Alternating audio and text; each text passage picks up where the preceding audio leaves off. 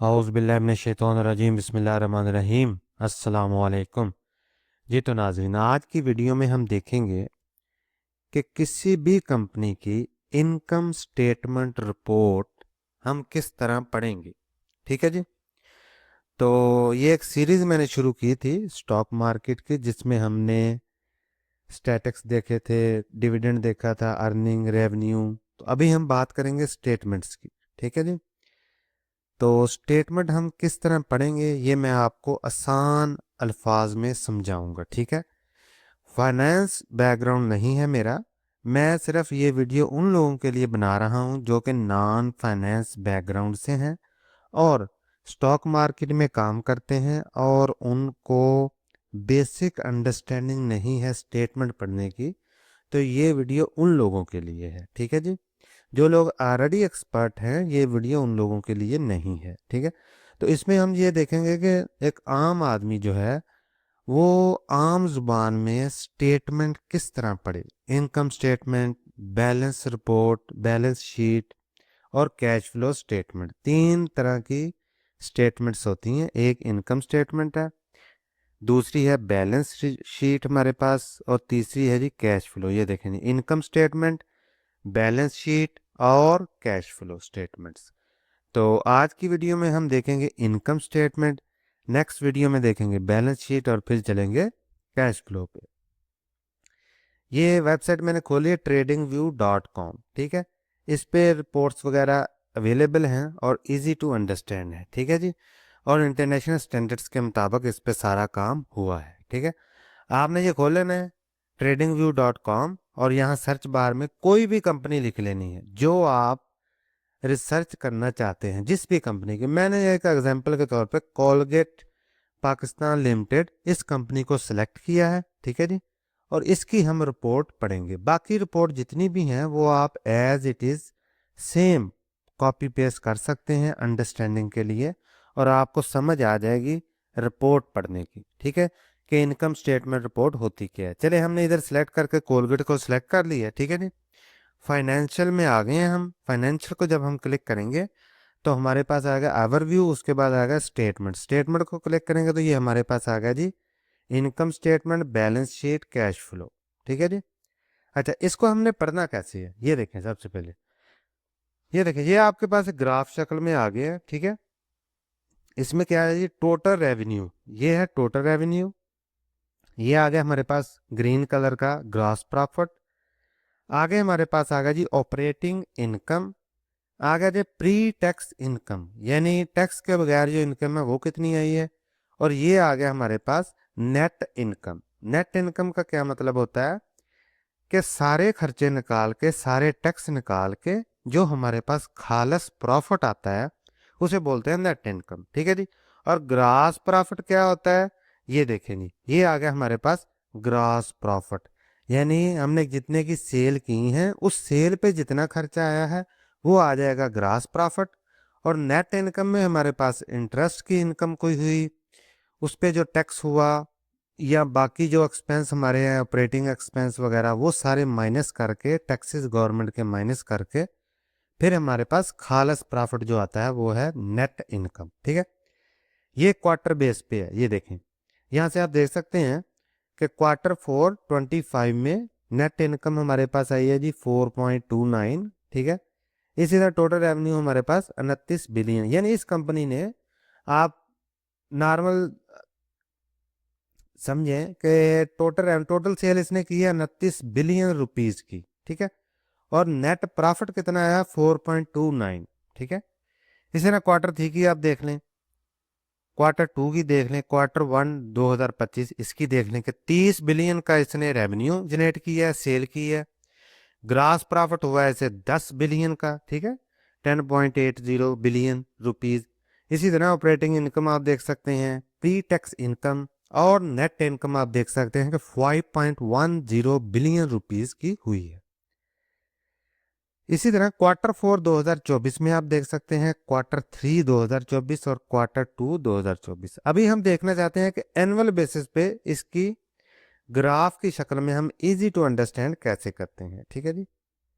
ये देखें 2025 year 2025 2025 total revenue 116 billion का, और नेट प्रॉफिट कितना हुआ, यानी सारे खर्चे निकाल नकूल के 18 बिलियन, 18.40 बिलियन रुपीस का।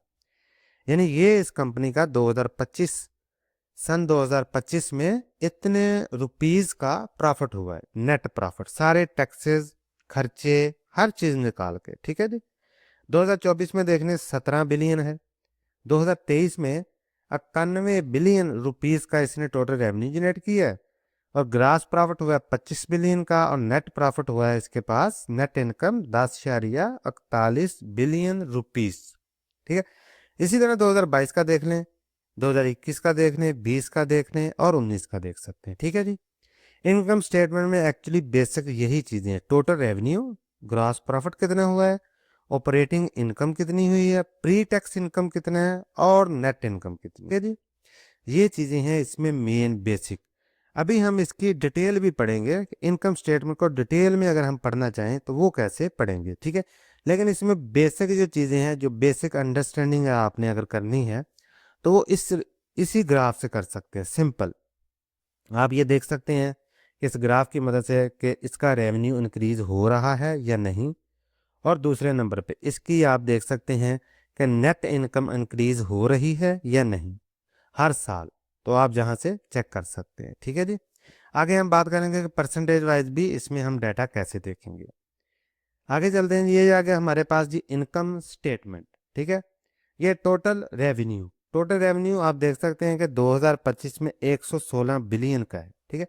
और यहाँ देख लें आप कितना है टोटल रेवेन्यू 116 बिलियन, ठीक है।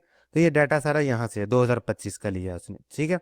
तो ये जून 2025 लिखा हुआ है, इसका क्या मतलब है, इसका ये मतलब है कि ये जो कंपनी है इसका जो ईयर क्लोजिंग है वो जून के महीने की है।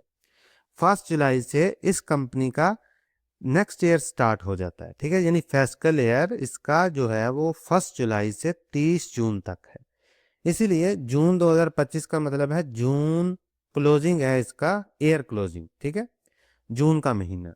और इसी तरह जून 2024, 23, 22 कुछ कंपनियां हैं वो दिसंबर क्लोजिंग होती हैं उनकी, ठीक है। 1 जनवरी से उनका नया साल शुरू होता है, कुछ कंपनियां हैं उनका नया साल जो शुरू होता है वो 1 जुलाई से है, ठीक है जी। चले इसको हम पढ़ते हैं जी।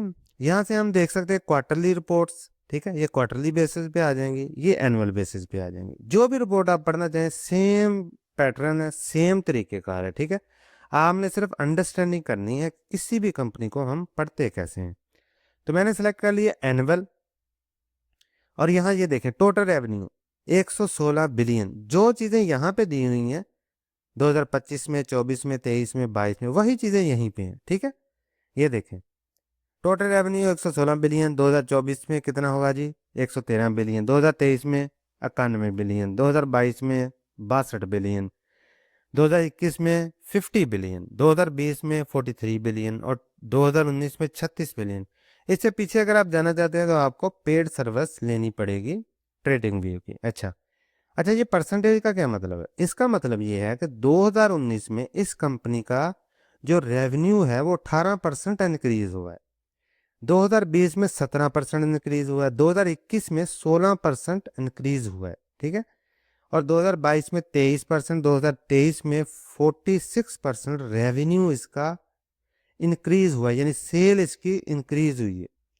2024 में 23%, 2025 में 2%, और 12 ट्रेलिंग मंथ इसमें अभी 116 बिलियन का इसने जो रेवेन्यू है वो जनरेट कर लिया है, ठीक है।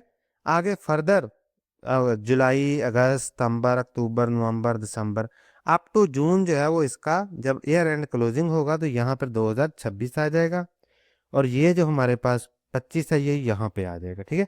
19 का फिगर पीछे चले जाएगा, वो भी पेड सर्विस वालों के लिए, ठीक है जी।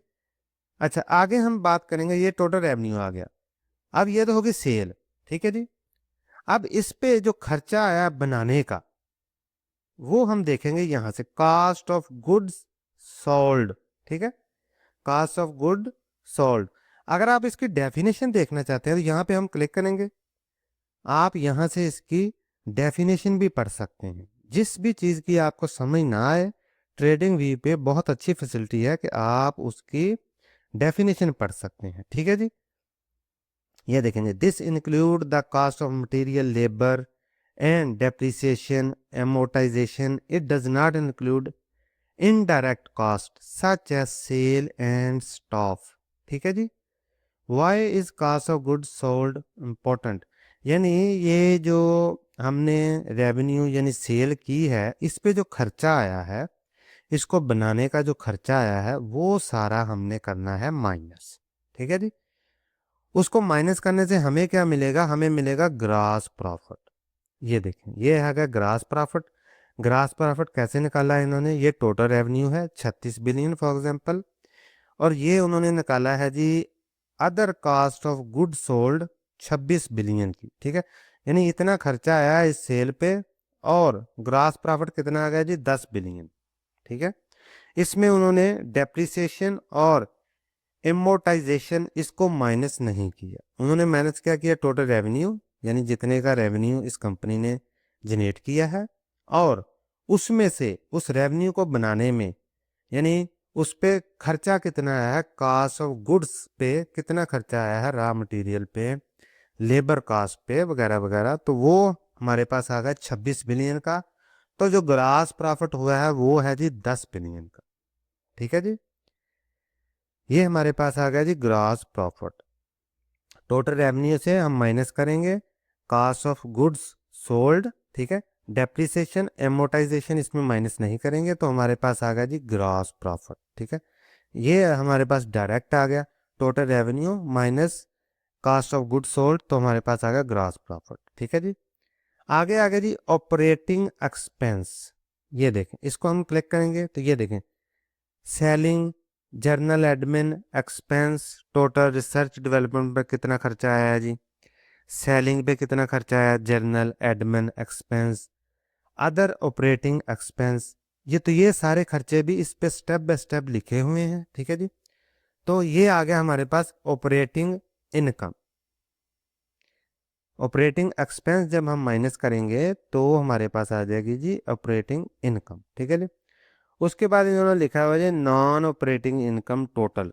ये नॉन ऑपरेटिंग इनकम है, इसको भी देख लेते हैं डिटेल में कि ये क्या चीज़ है। ये देखें, ये देखें, इंटरेस्ट एक्सपेंस ऑन डेट, यानी अगर कंपनी ने कोई डेट लिया हुआ है तो उस पर अगर कोई इंटरेस्ट देना है इस कंपनी ने, तो वो भी एक्सपेंस की कैटेगरी में आएगा। आगे आगे जी नॉन ऑपरेटिंग इनकम। ठीक है, नॉन ऑपरेटिंग इनकम में आप देख सकते हैं non operating income, interest income वो आप देख सकते हैं। ठीक है जी, pre tax equity in earning वो देख सकते हैं, मिसलेनियस वो देख सकते हैं, और ये अनयूजुअल इनकम एक्सपेंस ये आप देख सकते हैं। और इसमें से हमारे पास आ गया जी प्री टैक्स इनकम, यानी टैक्स के बगैर जो हमारे पास इनकम आई है वो ये आ गई। ठीक है जी, आगे हम बात करेंगे अर्निंग इन इक्विटी।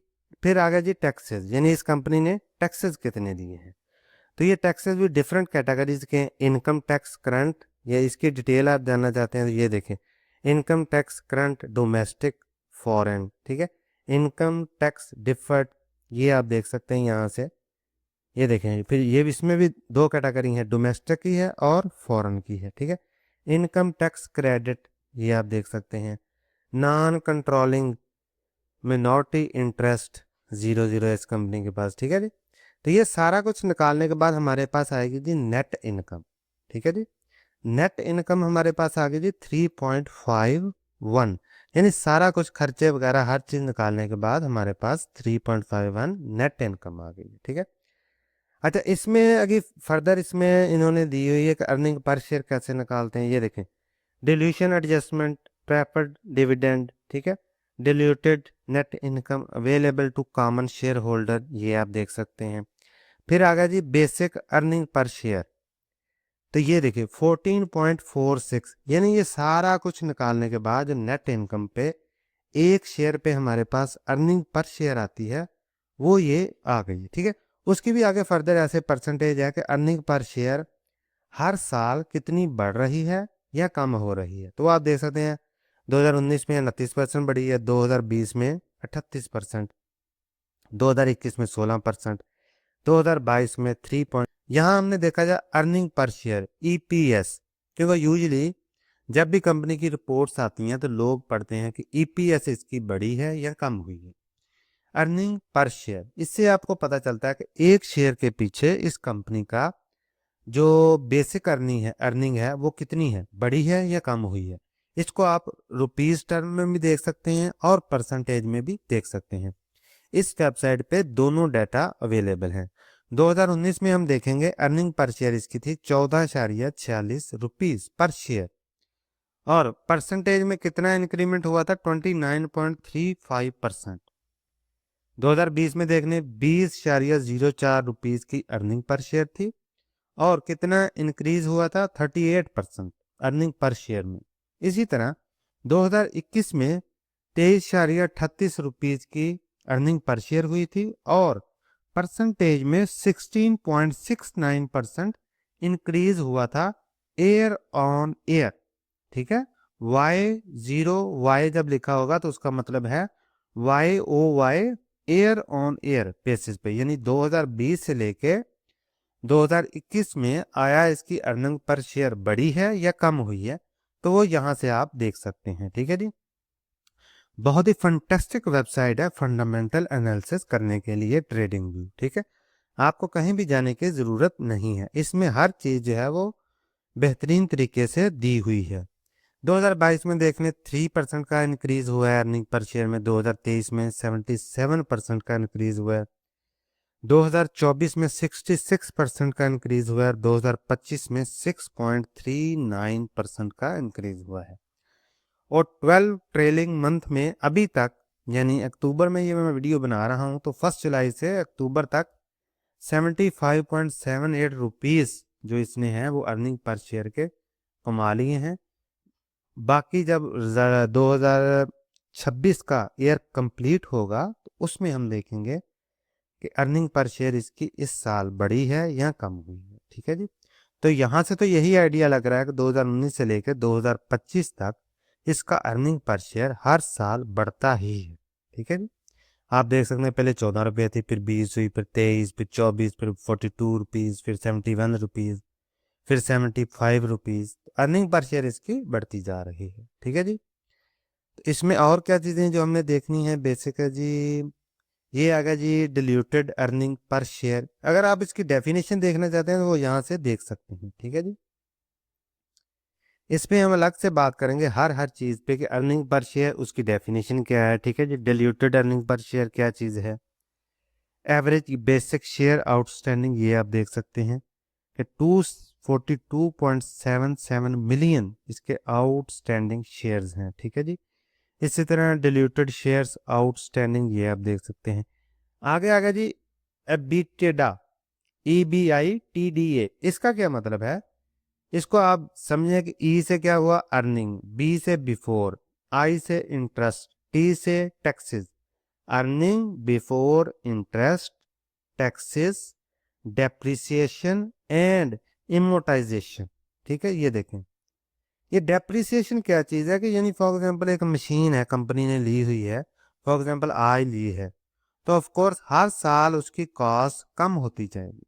ठीक है जी, तो ये इसका मतलब है डेप्रिसिएशन, यानी कोई चीज डेप्रिशिएट हो रही है, कम हो रही है। ठीक है जी, तो ये जो हमारे पास आएगा EBITDA, यानी ये हमारे पास कितना आया जी कि किसी भी कंपनी का अगर हमने ये जानना हो कि उसका जो अर्निंग उसकी आई है वो टैक्स, इंटरेस्ट, डेप्रिसिएशन, एमोटाइजेशन से पहले कितनी है, तो वो ये उन्होंने दी हुई है रेडीमेड आपको बना के। वो उसका भी आप देख सकते हैं कि वो ईयर ऑन ईयर इंक्रीज हो रही है या डिक्रीज हो रही है। ठीक है जी, तो ये देखें 2019 में 5.27 है, फिर 6.85 बिलियन है, फिर 8.2 है, यानी हर साल ईयर ऑन ईयर इसकी EBITDA जो है वो भी इंक्रीज होता जा रहा है। ठीक है जी, इसी तरह आगे आगे जी EBIT, इसका क्या मतलब है, अर्निंग बिफोर इंटरेस्ट टैक्सेस। ठीक है, यानी अगर एक आदमी, अगर कोई बंदा ये जानना चाहता है कि डेप्रिसिएशन को भी हटा दो, इमोटाइजेशन को भी हटा दो, यानी जो चीज डेप्रिसिएट हो रही है फॉर एग्जांपल ऑफिस में पड़ा हुआ जो फर्नीचर है वो नया है तो पुराना हो रहा है, उसकी कीमत जो है वो रिड्यूस हो रही है। मशीन है उसकी कीमत रिड्यूस हो रही है। वो कहता है उसको भी निकाल दो। इंटरेस्ट और इनकम जो टैक्सेस हैं, सॉरी, इंटरेस्ट और टैक्सेस, इन दोनों को हटा के, यानी इन दोनों से पहले मुझे चाहिए अर्निंग। इसकी कितनी अर्निंग है, तो ये देखें, तो इसको हमने डेप्रिसिएशन और एमोटाइजेशन हटा दिया तो इसकी फिगर कम होगी। यहाँ पे थी 5.27 बिलियन और यहाँ पे होगी 4.46 बिलियन। ठीक है, तो ये भी आप देख सकते हैं इसकी अर्निंग बिफोर इंटरेस्ट और टैक्सेस ये कितनी है, ये आप देख सकते हैं। तो यहाँ पे हमारे पास आ गया जी टोटल ऑपरेटिंग एक्सपेंस। तो ये देखें, यानी ऑपरेशन पे हमारे पास खर्चा जो है वो कितना हुआ है, तो 32 बिलियन रुपीज है। ठीक है, 37 बिलियन है, 43 बिलियन है, इसी तरह 54 बिलियन है, 76 बिलियन है, 91 बिलियन रुपीज इसका ऑपरेटिंग पे एक्सपेंस आया। ऑपरेटिंग की डेफिनेशन भी हम देख लेते हैं यहाँ से कि वो क्या चीज कह रही है। ठीक है, ये देखें जी, इसमें है जी operating expense include rent, equipment, inventory cost, marketing, labour cost, insurance, duties and funds allocated to research and development. ठीक है जी, ये देखें, how is total operating expense calculated. Total operating expense is the sum of selling, general and admin expense total and cost of goods sold. ठीक है, तो इसको निकालने के बाद हमें मिलेगा जी टोटल ऑपरेटिंग एक्सपेंस। अभी मैं आपको इसका फाइनल थ्योरी बताता हूं कि इनकम स्टेटमेंट में आपने चीजों को अंडरस्टैंड कैसे करना है। ठीक है, यानी समझना कैसे। फॉर एग्जाम्पल, हम एग्जाम्पल के तौर पे ले लेते हैं कि हमने कोलगेट, चल कोलगेट कंपनी की ही हम रिसर्च कर रहे हैं, तो हम देखते हैं जी कोलगेट कंपनी ने एक कोलगेट ट्यूब बना ली या 100 कोलगेट ट्यूब बना ली। ठीक है, उसे हमने सेल करना है। अभी हमने मशीन पे कोलगेट ट्यूब बना ली है। ठीक है, लेकिन कोलगेट ट्यूब को मशीन पर बनाने के बाद हमारे पास खर्चा कितना हुआ उस कोलगेट ट्यूब को बनाने पे, यानी उसके रॉ मटेरियल पे, उसकी मशीन की कॉस्ट कितनी है, मशीन का रेंट कितना है, मशीन की जो बिजली इस्तेमाल हुई है वो कितनी है, मशीन में जो पानी इस्तेमाल हुआ है वो कितना है, इसी तरह रॉ मटेरियल को लाने में कितना खर्चा आया। ठीक है, और उस मशीन पर जो लेबर काम कर रही है, जो मैनेजर काम कर रहा है, जो सुपरवाइजर काम कर रहा है, वो सारा आएगा कॉस्ट ऑफ गुड्स सोल्ड। ये देखें, टोटल रेवेन्यू है। टोटल रेवेन्यू का मतलब हुआ, फॉर एग्जांपल इसने 36 बिलियन की जो ट्यूब पेस्ट है वो इसने बना ली। ठीक है जी, कितने की जी, 36 बिलियन रुपीस की बना ली। अच्छा, या उसने सेल कर दी। ठीक है, तो उस जो ट्यूब बनाने में खर्चा आया है वो आया है जी कितना जी, 26 बिलियन का। यानी रॉ मटेरियल खरीदा, मशीनरी खरीदी, उस मशीनरी पे जो लेबर ने काम किया, जो इलेक्ट्रिसिटी यूज हुई, रॉ मटेरियल को लाने में जो कॉस्ट यूज हुई, वो सारे खर्चे हैं। ठीक है जी, लेबर को जो हमने सैलरी दी है, उस मशीन पे ट्यूब पेस्ट जो बनाने में लेबर की कॉस्ट हुई है वो, तो जितना भी खर्चा आएगा मशीन से ट्यूब पेस्ट निकलने तक, वो होगा हमारे पास कॉस्ट ऑफ गुड्स सोल्ड। उसके बाद जब हम उस चीज को बेचेंगे यहाँ पे, तो ये हमारे पास आएगा जी ग्रॉस प्रॉफिट। ऑफ कोर्स यहाँ पे तो हम नहीं बेचेंगे। ठीक है, ग्रॉस प्रॉफिट आ गया, यानी रॉ मटेरियल को हमने खरीदा, उस पे जितनी भी कॉस्ट आई उसको हम मशीन पे ले गए, मशीन और मशीन के मुतलका जितने भी लोग उसमें शामिल थे, काम कर रहे थे, वो उनकी कॉस्ट हमने माइनस की, तो हमारे पास आ गया जी ग्रॉस प्रॉफिट। ठीक है जी, अभी आप ये देखें कि हमने कोई भी प्रोडक्ट वो बना ली, फॉर एग्जांपल टूथपेस्ट, वो हमने बना लिया है। अब उस टूथपेस्ट को हमने एंड यूजर तक, यानी फॉर एग्जांपल टूथपेस्ट घर में यूज होगी, तो एंड यूजर तक टूथपेस्ट को पहुंचाने में जो खर्चा आएगा उसे हम बोलते हैं ऑपरेटिंग एक्सपेंस। ठीक है, अभी ऑपरेटिंग एक्सपेंस में क्या चीज आएगी?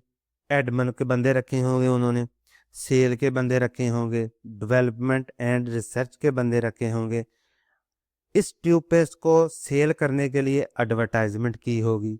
ठीक है जी, एडवर्टाइजमेंट का खर्चा होगा। इस टूथपेस्ट को फॉर एग्जांपल कंपनी से लेके या जो जिस फैक्ट्री में ये चीज़ प्रोडक्ट कोई भी प्रोडक्ट वो बन रही है वहां से लेके एंड यूज़र तक पहुंचाने में जो खर्चा आएगा, यानी सेल का जितना भी खर्चा आएगा, वो चाहे एडवर्टाइजमेंट की शक्ल में हो, चाहे ट्रांसपोर्टेशन की शक्ल में हो, चाहे वो ये देखें सेलिंग जर्नल एडमिन एक्सपेंस। ठीक है, तो उन्होंने सिर्फ इन शॉर्ट लिख दिया है। आप अंडरस्टैंडिंग करें कि प्रोडक्ट हमने बन ली है, फैक्ट्री में बन गई है, उस प्रोडक्ट को फैक्ट्री से लेके एंड यूज़र तक पहुंचाने में जितना खर्चा आएगा, उसमें जितने लोग इन्वॉल्व होंगे, जितने हाउस रेंट पे लिए जाएंगे, उनकी बिजली, उनकी इलेक्ट्रिसिटी, उनका जो सैलरी की कॉस्ट है, ठीक है जी, रेंट की कॉस्ट है, उस प्रोडक्ट को फैक्ट्री से लेके एंड यूज़र तक पहुंचाने में जो एडवर्टाइजमेंट हम करेंगे, वो सारी कॉस्ट, उस पर जितनी रिसर्च करेंगे, डेवलपमेंट करेंगे, उसके लिए हमें ऑफ कोर्स मैन पावर की ज़रूरत है। तो वो उनकी सारी जितनी भी सैलरीज हैं वो आ गया हमारे पास ऑपरेटिंग एक्सपेंस। ठीक है, यानी प्रोडक्ट को हमने लिया फैक्ट्री से, उस प्रोडक्ट को फैक्ट्री से लेके एंड यूज़र तक पहुंचाने में जितना खर्चा आएगा वो होगा ऑपरेटिंग एक्सपेंस। ठीक है जी, तो ये देखें, ये यहाँ पे आप मज़ीद डिटेल में ये पढ़ सकते हैं। मैंने आपको इंतहाई सादा ज़बान में समझाने की पूरी कोशिश की है। फिर भी अगर आपका कोई सवाल हो तो आप पूछ सकते हैं। ठीक है, अभी क्या, ये तो चीज़ें हो गई ऑपरेटिंग एक्सपेंस। ठीक है, इसको हम यहाँ पे भी देखते हैं। ये देखें, total revenue, gross profit, operating income, यानी ऑपरेशन से हमें कितनी इनकम आई है। तो pre tax income, pre tax income का क्या मतलब हुआ कि टैक्स से पहले हमारे पास जो इनकम आई है वो कितनी है। ये देखें, यहाँ पे आ गया जी pre tax income. Pre tax income का क्या मतलब हुआ कि अभी हमने इस पे टैक्स भी देना है, गवर्नमेंट को टैक्स भी देना है। तो अगर हमने कोई डेट लिया हुआ तो डेट की अमाउंट पे हमें इंटरेस्ट भी देना है। ठीक है, तो ये टैक्स से पहले की इनकम आ गई, और टैक्स के बाद जब इनकम आएगी तो वो हमारे पास होगी नेट इनकम, यानी हमने उसमें इंटरेस्ट भी माइनस कर दिया। अगर हमने कोई डेट लिया हुआ है उस पर इंटरेस्ट चल रहा है तो वो भी हमारा एक्सपेंस हुआ, तो वो भी हमने माइनस कर दिया। अगर हमने गवर्नमेंट को कोई भी टैक्स देना है तो वो भी हम उसमें से माइनस कर देंगे। ठीक है, तो हमने इंटरेस्ट की अमाउंट भी माइनस कर दी, टैक्स की अमाउंट भी माइनस कर दी, तो फिर हमारे पास आ गया जी नेट इनकम, यानी खालिस प्रॉफिट उस एक प्रोडक्ट को सेल करने पे कितना हुआ है। तो वो आ गया हमारे पास अर्निंग पर शेयर, ईपीएस जिसे हम बोलते हैं। ठीक है जी, तो अर्निंग पर शेयर यानी खालिस प्रॉफिट एक शेयर के बदले हमारी जेब में जो आता है, कंपनी की जेब में जो जाता है, वो है जी ईपीएस, अर्निंग पर शेयर, या नेट प्रॉफिट एक शेयर पे कितना है। ठीक है जी, तो आई होप आपको अंडरस्टैंडिंग हो गई होगी कि किस तरह gross profit, net profit, operating expense, इसको हम, और रेवेन्यू, इसको हम देखते हैं और किसी भी कंपनी की इनकम स्टेटमेंट पढ़ते हैं। ठीक है जी, तो सादा ज़बान में इनकम स्टेटमेंट होगी हमारे पास ग्रॉस प्रॉफिट, ऑपरेटिंग एक्सपेंस और नेट प्रॉफिट। ठीक है जी, और फिर फाइनल एक शेयर पे हमारे पास आ जाएगा अर्निंग पर शेयर।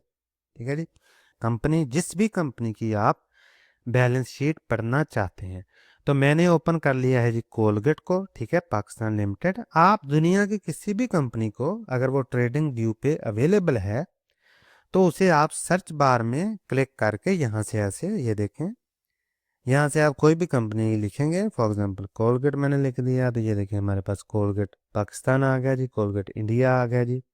ठीक है जी, इसी तरह जितनी भी इसके रिलेटेड कंपनीज हैं वो यहाँ पे आ गई हैं। तो हम बात करेंगे कोलगेट पाकिस्तान पे, आपको सिर्फ समझाने के लिए। ठीक है जी, तो यहाँ हमने देखना है ओवरव्यू है, ये ओवरव्यू के आगे होगा फाइनेंशियल, फाइनेंशियल को आपने क्लिक करना है। ठीक है, जैसे ही आप क्लिक करेंगे ओवरव्यू आएगा, फिर आएगा आगे स्टेटमेंट्स। ये देखें ओवरव्यू, यहाँ पे आएगा स्टेटमेंट, स्टेटमेंट में आके आपने नीचे आ जाना है, ये इनकम स्टेटमेंट है, यहाँ आपने आ जाना है जी बैलेंस शीट। ठीक है जी। अच्छा, बैलेंस शीट में ये देखें क्या क्या चीज़ें होती हैं। एक्चुअली बैलेंस शीट में हमारे पास होता है एसेट और लाइबिलिटीज, यानी इस कंपनी का एसेट बढ़ रहा है या कम हो रहा है, और लाइबिलिटीज इस कंपनी की बढ़ रही हैं या कम हो रही हैं। ये देखें क्वार्टर ऑन क्वार्टर भी आप देख सकते हैं। टोटल एसेट इसका 57 बिलियन का है, टोटल लाइबिलिटीज 19 बिलियन की है। क्वार्टर 3 2025 में आप देख सकते हैं, क्वार्टर 2 2025, क्वार्टर 1 2025। ठीक है, क्वार्टर 4 2024, क्वार्टर 3 2024 और क्वार्टर 2 2024। अब ये क्वार्टर 1 2 3 4 ये कब स्टार्ट होता है? क्वार्टर 1 इसका स्टार्ट होता है 1 जुलाई से। ठीक है जी, 1 जुलाई से 30 सितंबर तक। जुलाई अगस्त सितंबर 3 महीने का एक क्वार्टर होगा। इस कंपनी का जो एंड ईयर होगा वो होगा जून।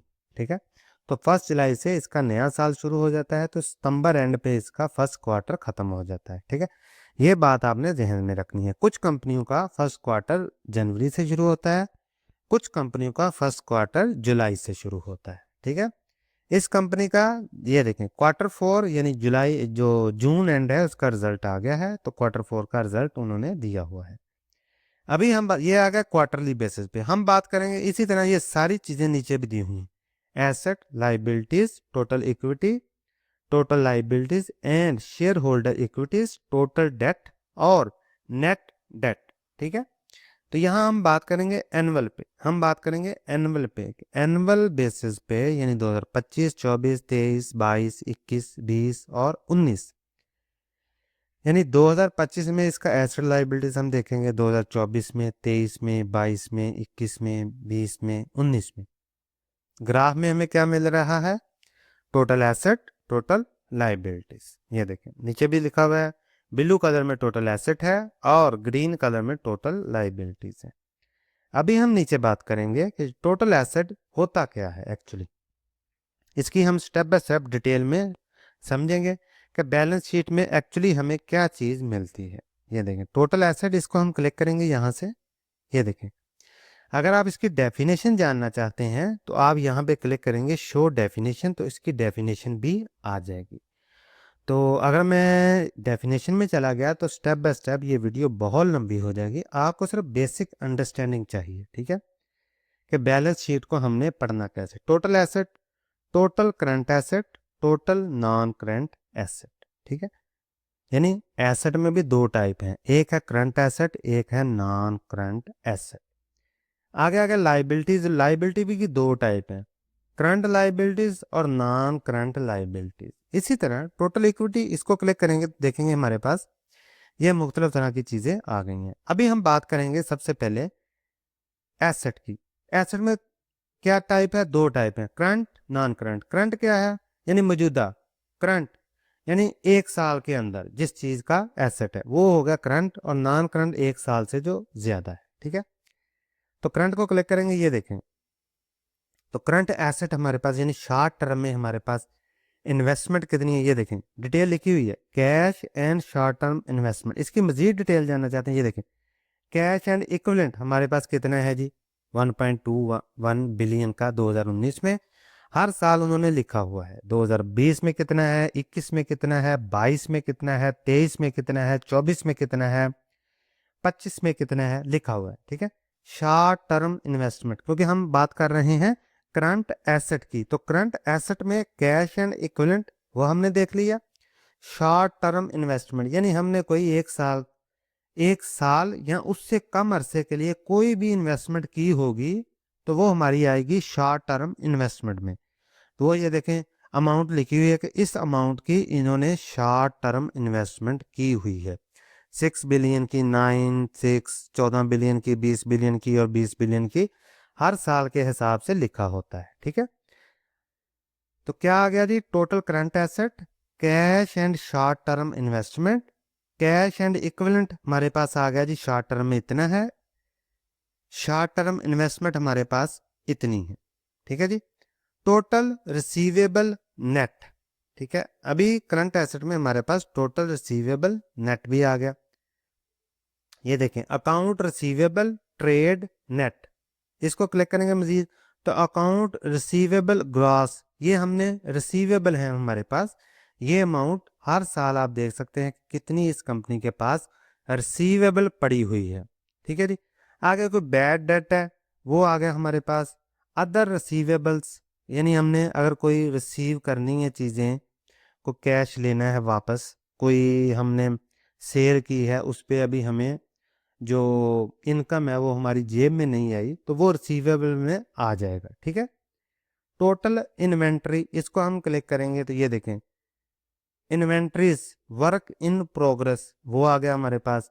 Inventories progress payment and other in date, in depth, depth, ठीक है, इन डिटेल, ये आ गया। तो ये हमारे पास ये अमाउंट आ गई। ठीक है। इन्वेंट्रीज फिनिश्ड गुड्स, ये हमारे पास आ गई जी, यानी ये इन्वेंट्री हमारे पास शॉर्ट टर्म में पड़ी हुई है। किस चीज़ की? 1.17 बिलियन की जो हमने प्रोडक्ट बनाया है उसकी इन्वेंट्री, यानी fully finished ready to sale पड़ी हुई हैं। इसी तरह इन्वेंट्रीज में जो रॉ मटेरियल है वो भी हमारे पास इतना पड़ा हुआ है, हर साल के हिसाब से उसकी अमाउंट जो है वो दी हुई है। ठीक है, वो आपने देख लेना है। आगे हम बात करेंगे प्रीपेड एक्सपेंस, ये आ गए हमारे पास, यानी जो एक्सपेंस हमने एडवांस में कर दिए हैं इस पे। अदर करंट एसेट टोटल, ये हमारे पास आ गए जी 1.34 2019 में, 1.04 2020 में, 19 मिलियन 2021 में, इसी तरह 2025 में 984 मिलियन रुपीस। ठीक है। आगे आ गया जी total non current asset. Non current asset क्या है? जो एक साल से ज्यादा है। तो लॉन्ग टर्म इन्वेस्टमेंट हमारे पास है, ये देखें जी, नोट रिसीवेबल लॉन्ग टर्म, ये आ गया जी। इन्वेस्टमेंट इन अनकंसोलिडेटेड सब्सिडीज, ठीक है, ये जीरो है। अदर इन्वेस्टमेंट जीरो है। नेट प्रॉपर्टी प्लांट इक्विपमेंट, क्योंकि प्रॉपर्टी प्लांट इक्विपमेंट वो भी हमारा करंट एसेट में आएगा, लेकिन नॉन करंट एसेट में आएगा, क्योंकि वो हमने ऑफ कोर्स ज़मीन है तो वो नॉन करंट एसेट में आएगा। ग्रॉस प्रॉपर्टी, ये देख लें, प्लांट इक्विपमेंट, इसको हम मजीद कलेक्ट करेंगे फर्दर, इसके बाद डिस्ट्रीब्यूट हो जाएगी। ये देखें बिल्डिंग आ गई, कंस्ट्रक्शन, मशीनरी, ठीक है, लैंड एंड इम्प्रूवमेंट, ये देखें लीज पे जो चीज़ ली हुई है इन्होंने, ये बहुत सारी डिटेल है। ट्रांसपोर्टेशन है, ये देखें जी आगे, कंप्यूटर सॉफ्टवेयर है, ठीक है, ये सारी डिटेल इसमें नॉन करंट में आ जाएगी। ठीक है। अगर आप पढ़ना चाहें तो इसको स्टेप बाय स्टेप पढ़ भी सकते हैं, लेकिन हम आम आदमी के लिए करंट नॉन करंट एसेट, उसकी वैल्यू, ये आप देखने, ये बहुत अहम है। ठीक है। ये देखें deferred tax asset, net intangible asset, इसकी डिटेल हम देख लेते हैं। Goodwill, net other intangible asset, net asset, ठीक है, इंटेंजिबल एसेट, ये हमारे पास आ गई। इंटेंजिबल का क्या मतलब होता है? फॉर एग्जांपल कोई सॉफ्टवेयर है, ठीक है, तो वो आ गया इंटेंजिबल एसेट में। आगे आ गया हमारे पास ये deferred charges, other long term asset, ये आ गए हमारे पास। ठीक है। तो इसको हम डिटेल में अगर हम इसको क्लोज करते हैं, ये देखें जी, लाइबिलिटीज को भी हम क्लोज करते हैं, तो एसेट में हमारे पास आ गया जी टोटल करंट एसेट और टोटल नॉन करंट एसेट। तो करंट एसेट में क्या चीज़ है? जो चीज़ एक साल के लिए है, और जो चीज़ एक साल से ज़्यादा अरसा के लिए है वो आ गया नॉन करंट एसेट। ठीक है। इसी तरह आगे हम बात करते हैं जी लाइबिलिटीज़ की, ये आ गया एसेट। एसेट क्या चीज़ है? एसेट में क्या चीज़ आ गई? मशीनरी हमारी एसेट है, लैंड हमारी एसेट है, ठीक है, कोई भी इनटेंजिबल सॉफ्टवेयर है वो हमारा एसेट है। ठीक है।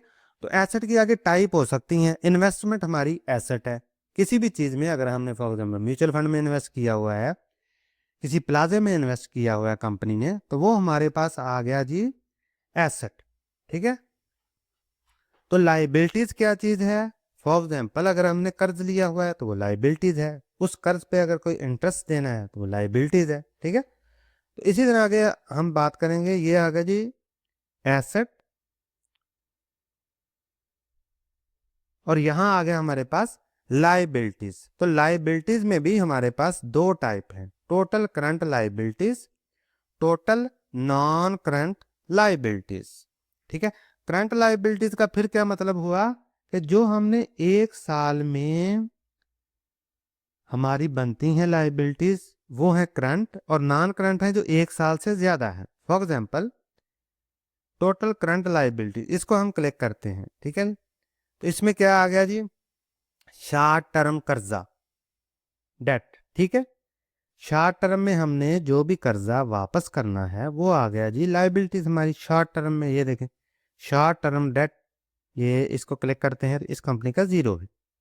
ठीक है जी, अमाउंट पेएबल वो भी लाइबिलिटीज में, इनकम टैक्स पेएबल अगर कोई रहता है तो वो भी आ गया, डिविडेंड पेएबल लाइबिलिटीज है, पे करना है हमने, एक्यूड पे रोल है वो हमने पे करना है। ठीक है जी, तो deferred income current, other current liabilities, तो ये हमारे पास आ गया जी करंट लाइबिलिटीज।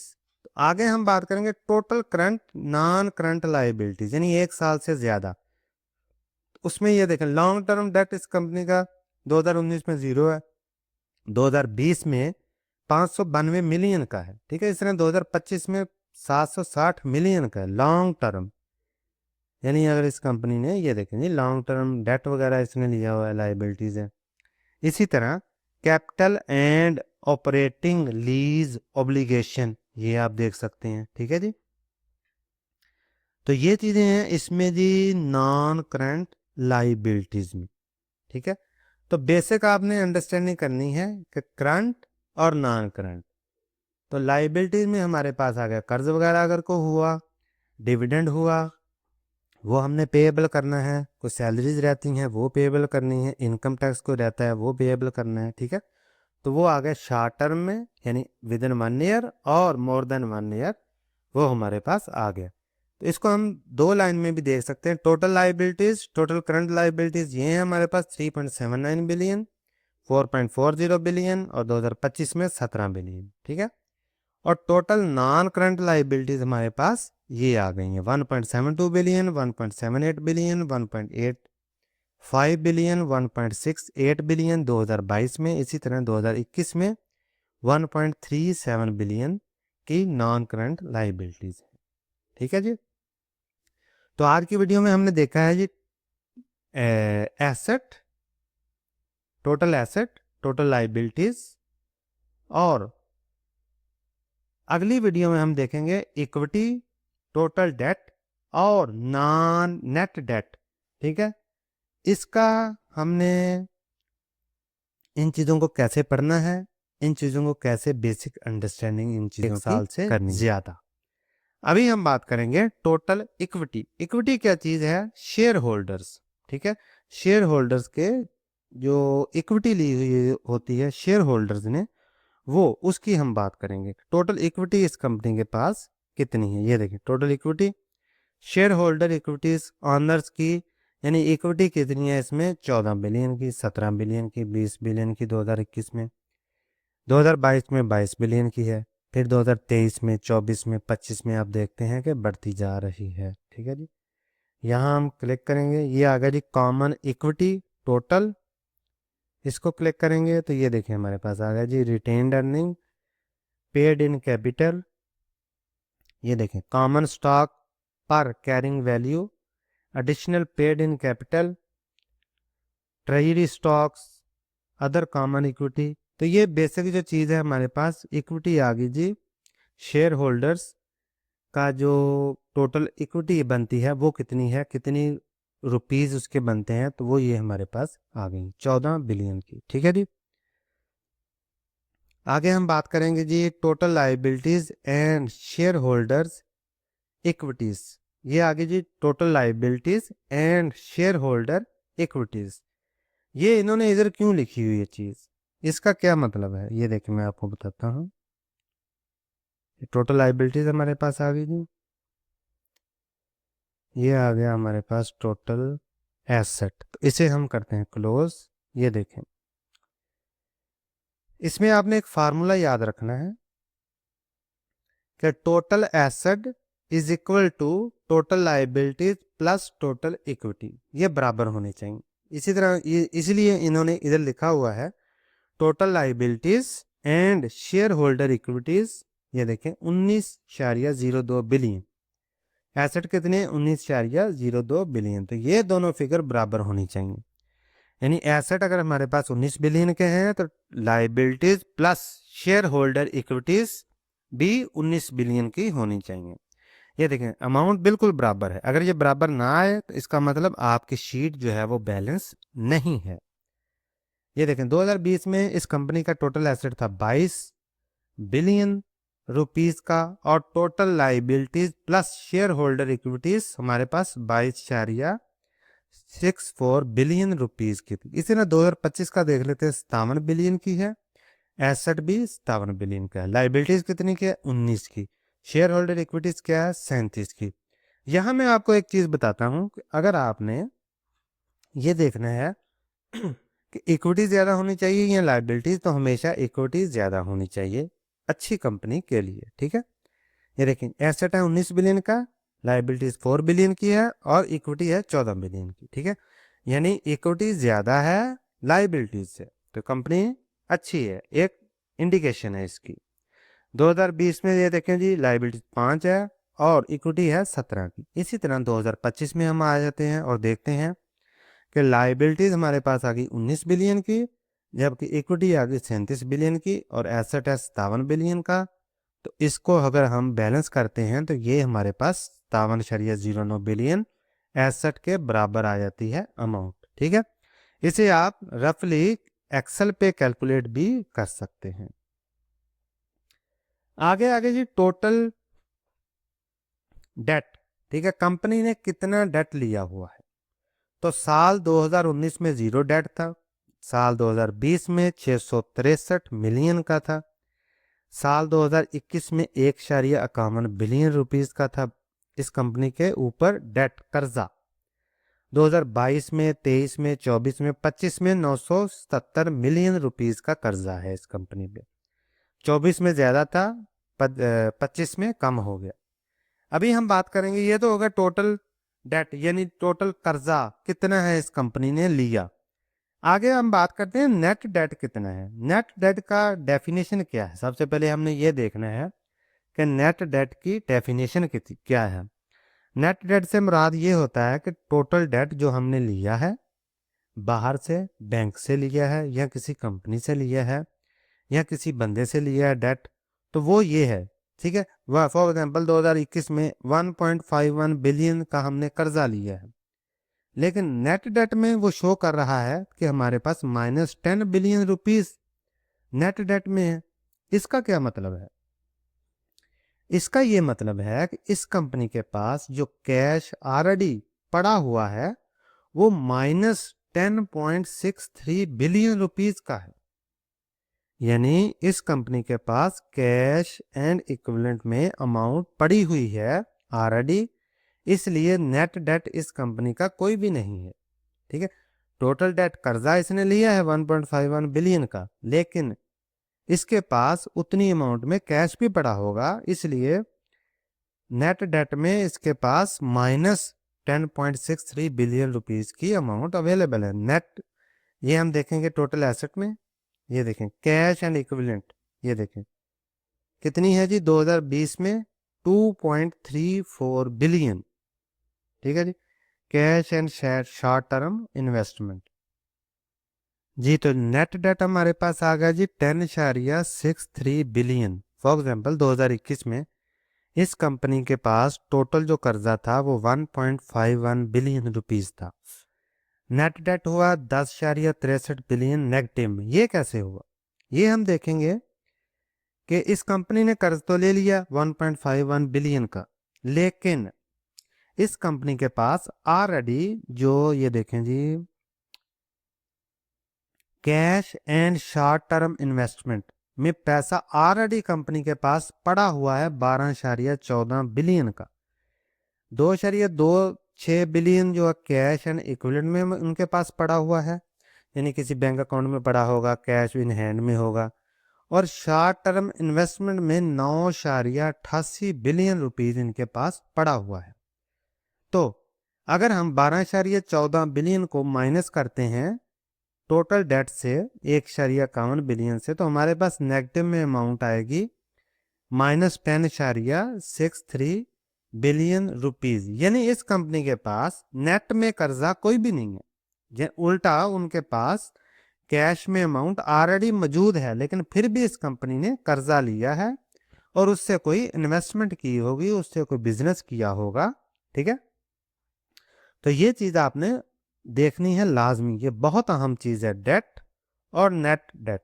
ठीक है, डेट कंपनी ने कर्जा कितना लिया है, नेट डेट यानी अगर कंपनी ने कर्जा लिया है तो आया कंपनी के पास खुद के पास को कैश भी है, बैलेंस भी है, कुछ शॉर्ट टर्म इन्वेस्टमेंट भी मौजूद है, या सिंपल कंपनी ने कर्जा ले लिया। और नेट में भी अगर उसके पास पॉजिटिव में अमाउंट आ गई तो मतलब उसके पास कैश में कोई चीज भी नहीं है। तो ये देखें अच्छी कंपनी की क्या निशानी होगी, अगर उसने कर्जा लिया है तो नेट में जो उसके पास कर्जा होगा वो नेगेटिव में होगा। यानी अगर कंपनी ये चाहे तो इसी साल ये कर्जा उतार सकती है। ठीक है, इसी तरह 2022 में देख लें कि 1.58 बिलियन का कर्जा था इस कंपनी पे, लेकिन कंपनी के पास ऑलरेडी 7.86 बिलियन रुपीज इस कर्जे को पे करने के बाद अमाउंट बच जाएगी अगर वो पे करना चाहे इमरजेंसी में।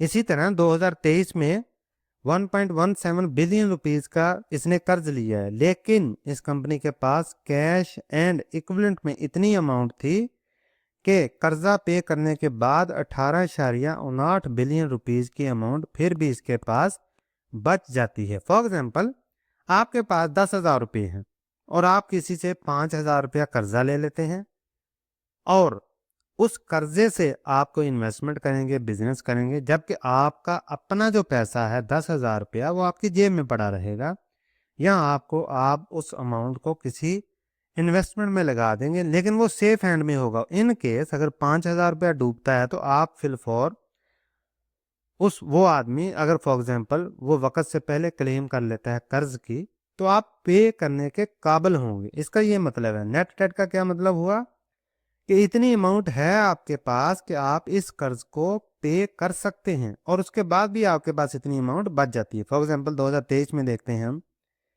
कैश एंड इक्विवेलेंट 19 बिलियन पड़ा हुआ है इनके पास, लेकिन इन्होंने कर्ज कितना लिया, 1.17 बिलियन रुपीस का। ठीक है, तो फिर भी इनके पास 18.8 बिलियन अगर ये कर्ज पे कर देते हैं तब भी पड़ा होगा। तो ये होती है अच्छी कंपनी की निशानी। ठीक है, पिछली जो वीडियो थी इनकम स्टेटमेंट वाली, वहां हमने देखा कि अर्निंग पर शेयर इस कंपनी की हर साल बढ़ती जा रही है परसेंटेज में। ठीक है, चाहे वो 1% बढ़े, चाहे वो 2% बढ़े, चाहे वो 3% बढ़े, ईयर ऑन ईयर उस कंपनी की अर्निंग पर शेयर बढ़ती जा रही है।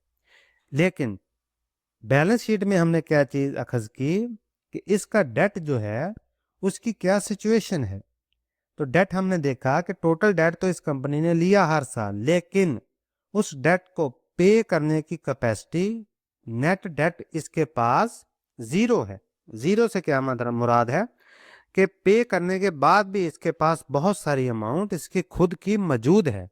ये देखें 2024 में इसने 1.05 बिलियन रुपीस का कर्ज लिया, लेकिन इसके पास तो कैश शॉर्ट टर्म इन्वेस्टमेंट में ये देखें 25 बिलियन पड़ा हुआ है। ठीक है, लेकिन फिर भी इसने 1.05 का कर्ज लिया। ठीक है, इसी तरह 2025 में 977 मिलियन रुपीस का इसने कर्ज लिया, लेकिन इसके पास कर्ज को अगर पे कर दें तो उसके बाद भी ऑलरेडी 24 बिलियन की अमाउंट पड़ी हुई है। ठीक है जी, तो ये इसी तरह आप कोई भी कंपनी हो उसका एनालिसिस कर सकते हैं बैलेंस शीट की मदद से कि आया उस पे कर्ज कितना है, नेट कर्ज कितना है और कर्ज उसने लिया कितना है। नेट कर्ज अगर हमेशा नेगेटिव में होगा तो वेल एंड गुड।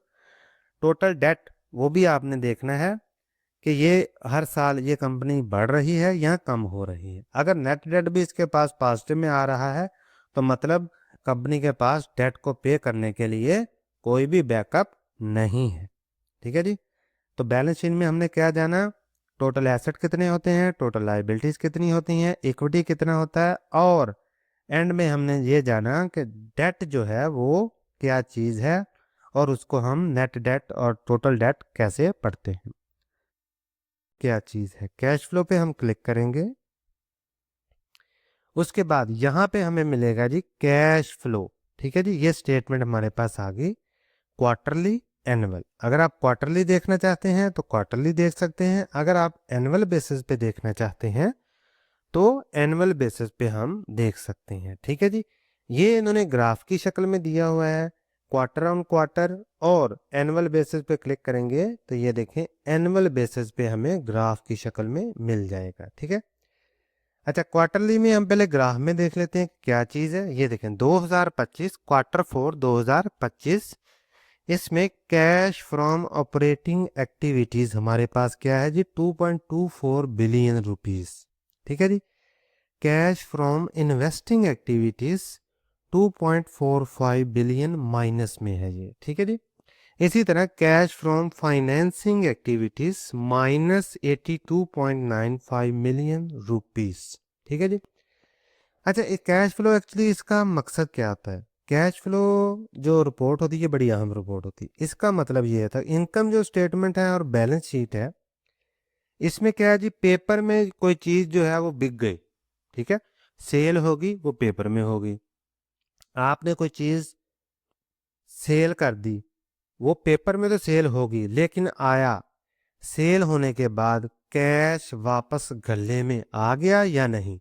अगर वो गले में आ जाता है तो वो रिफ्लेक्ट होगा कैश फ्लो स्टेटमेंट में, अगर वो गले में नहीं आया तो वो भी रिफ्लेक्ट होगा कैश फ्लो स्टेटमेंट में। इसी तरह कैश फ्लो स्टेटमेंट बहुत ज़्यादा अहम है। ठीक है, इनकम स्टेटमेंट में जो चीज़ नज़र आ रही है, आया वो कैश फ्लो स्टेटमेंट में भी सेम है, तो इसका मतलब है गले में जो पैसा है वो वापस आ गया है कंपनी के पास। ठीक है जी, अगर वो कैश फ्लो स्टेटमेंट में और इनकम स्टेटमेंट में बहुत ज़्यादा फर्क है तो इसका मतलब गले में पैसा वापस नहीं आया, सिर्फ पेपर में वो चीज़ बिक गई है। ठीक है जी, ये देखें जी क्वार्टर 4 2025, तो कैश फ्रॉम ऑपरेटिंग, इसे ना क्वार्टर 3 में आप देख सकते हैं, क्वार्टर 2 में देख सकते हैं। ठीक है जी, क्वार्टर 1 में, क्वार्टर 4 2024, ये क्वार्टर 3 2024, इसी तरह क्वार्टर 2 2024। यहाँ हम क्लिक करेंगे एनुअल पे, तो एनुअल बेसिस पे भी आप देख सकते हैं कि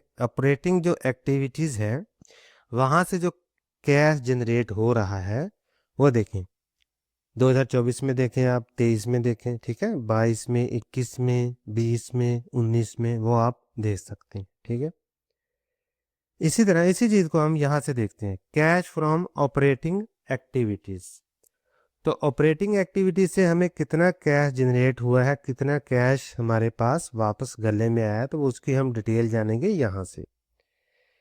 वैसे यहाँ से आप देख सकते हैं 2019 में 3 बिलियन है, 20 में 5 बिलियन है, 21 में 7.98, 2022 जून में 2.16 बिलियन, इसी तरह 2023 में 17.55 बिलियन, 2025 में देख सकते हैं आपके 14.69 बिलियन, और TTM 12 ट्रेलिंग मंथ, इसमें भी हमारे पास 14.69 बिलियन जो कैश है ऑपरेटिंग एक्टिविटीज से वो आ गया है। ठीक है जी, अभी हम इसकी डिटेल अगर जानना चाहते हैं कि ये जो कैश आया है तो इसको हम यहाँ से क्लिक करेंगे तो डिटेल जो है वो निकल आएगी।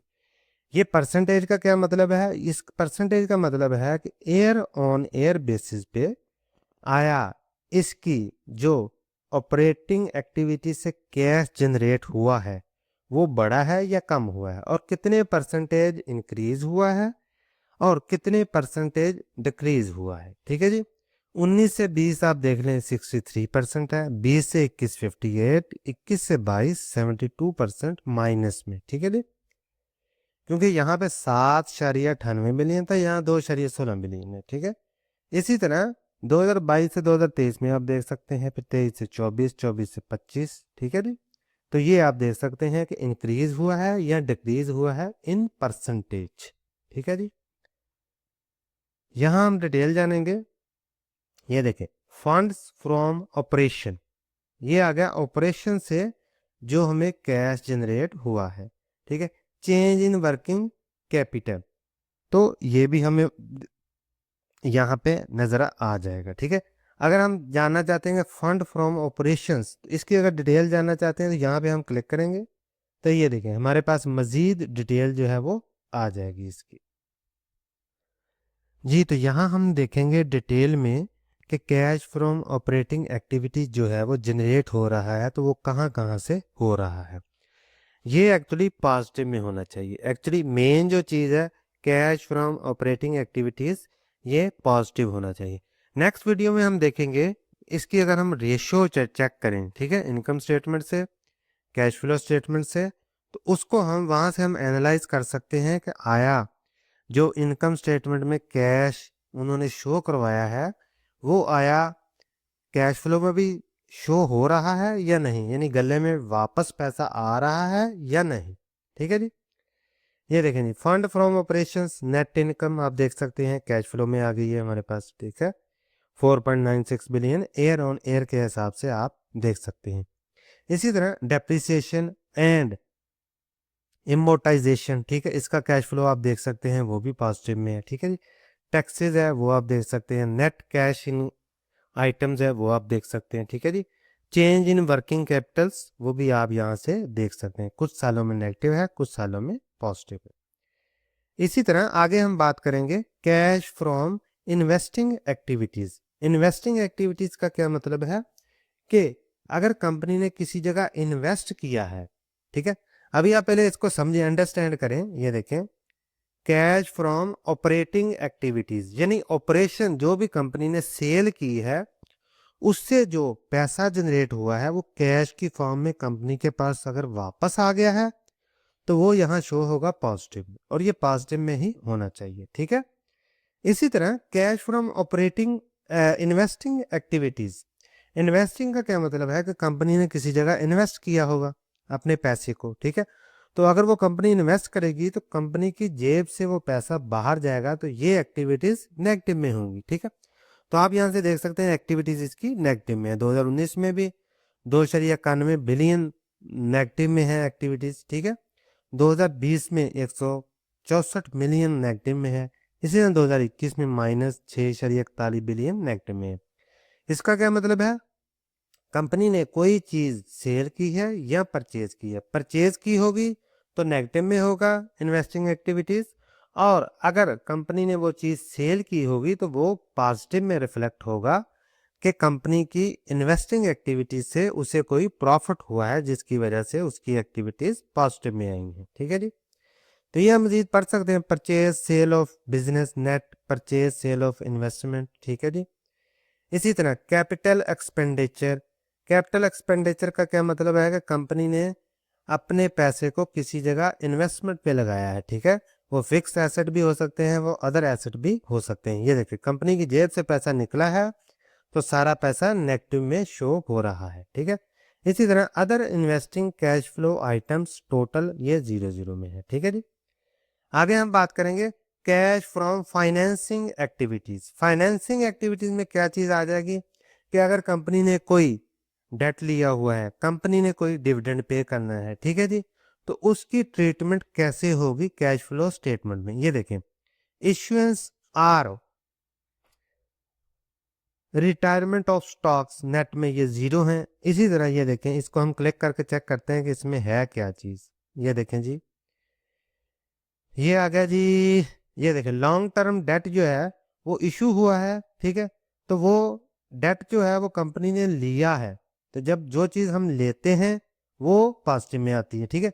2020 में पॉजिटिव है, 21 में पॉजिटिव है, 22 में पॉजिटिव है, तो यहाँ नेगेटिव में है। इसका मतलब कंपनी ने वो लॉन्ग टर्म डेट जो है वो पे किया है 2024 में भी, 2025 में भी, और जो 12 ट्रेलिंग मंथ चल रहा है उसमें भी, ठीक है जी।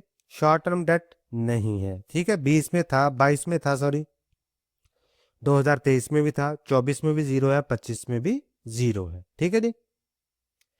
और क्या चीज आती है जी फाइनेंसिंग एक्टिविटीज में कि total cash dividend paid. Cash dividend जो इन्वेस्टर को पे होता है तो वो कंपनी की जेब से निकलता है, जब निकलेगा तो वो नेगेटिव में होगा।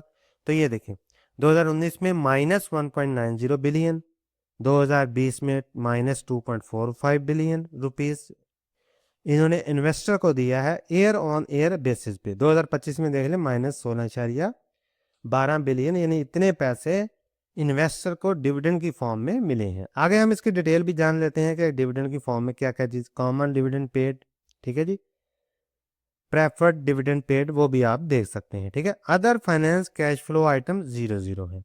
आगे आ गया जी हमारे पास free cash flow. Free cash flow का क्या मतलब है कि